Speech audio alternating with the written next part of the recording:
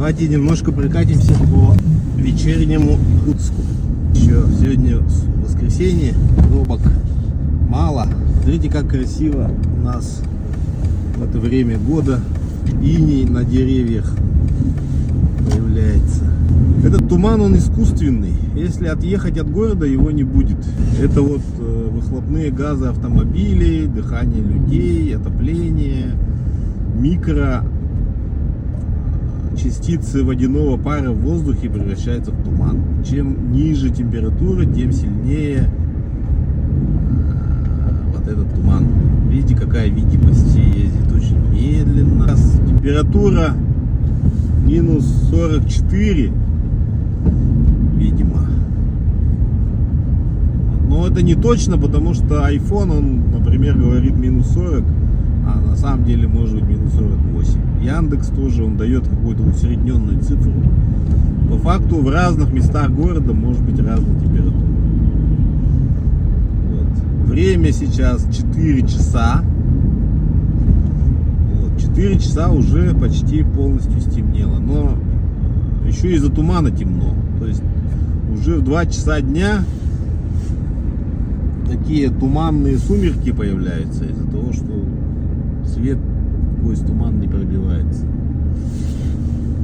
Вот там елка очень красиво горит. Так, это мы проезжаем площадь Орджоникидзе. Это почта. Вот там написано Якутск 393.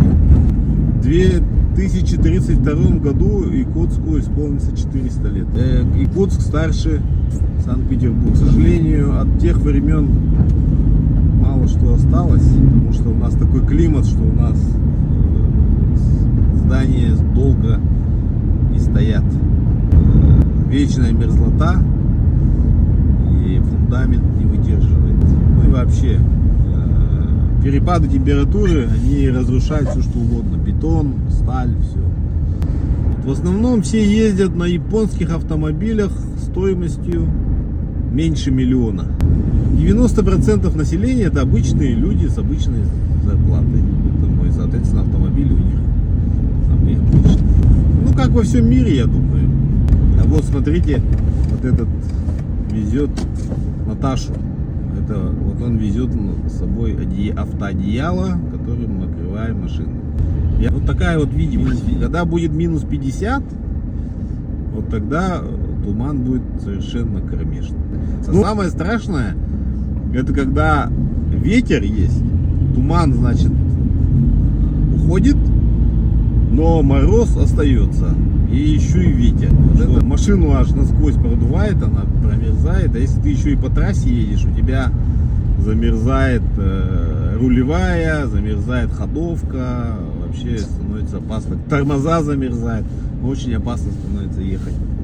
Вот, поэтому машины у нас, которые ездят по трассе далеко, долго, и на север, они утепляются, заматывают все пенофолом. Вот, там снизу все утепляет, и только так едут. Но все равно это при таких температурах машина промерзает страшно. И, конечно, расход топлива больше. Я вот почувствовал, как похолодало, у меня сразу расход топлива увеличился. Воскресенье, вот это считается у нас мало машин. Вот мы проехали весь проспект Ленина. Вот, приехали к площади Дружбы. На этой площади стоит театр имени Сооруна Моллона, моего деда. И памятник ему там стоит. Здесь сейчас никакого театра, конечно, не видно. Видите, машины все чистенькие, потому что зимой-то нету грязи. Ни пыли, ни грязи, ничего нет. Все стерильно. И даже микробов нету зимой. Зимой все чисто.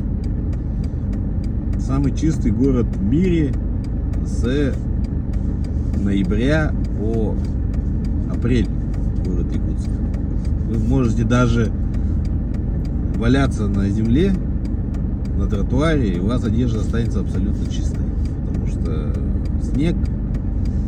Вот, и дома тоже, соответственно, песка там, с которой с обувью с улицы попадает, тоже нет. Те, кто в Якутске в городе не живет, да даже те, кто живет, иногда бывает сложно сориентироваться, где ты находишься. Например, если в автобусе едешь, в автобусе, во-первых, окна все бывают запотевшие инеем. Во-вторых, ты туда высовываешься, а там туман, ничего не видно. Вот я вам хотел показать озеро, но тут что-то подсветки-то особенно не видно, оказывается. Да, в такую погоду вообще что-либо показывать, оказывается, сложно. Вот где машин нет, видите, там видимость лучше. Поэтому утром в час пик бывает вообще ничего не видно. Начало греметь ходовка, это значит, у меня замерзли стойки. Мы ехали вначале, звуков не было же. Когда они замерзают, стойки начинают греметь. Потом,